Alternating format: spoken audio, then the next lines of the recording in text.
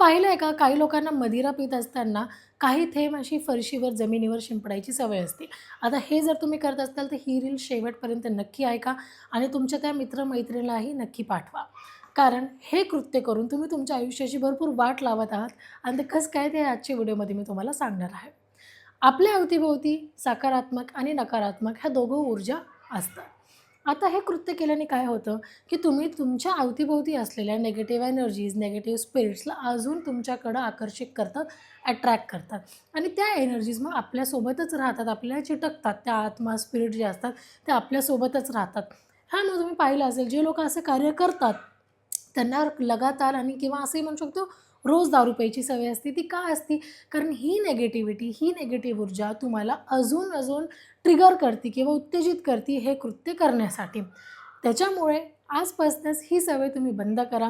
नाहीतर ह्याने तुमच्या आयुष्यात डाउनफॉल सुरू होणार आहे. तो म्हणजे कसा, की कामात मन लागणार नाही, पैसा कमवायची इच्छा होणार नाही, कमवला तरी तो दारूमध्ये सगळा निघून जाणार.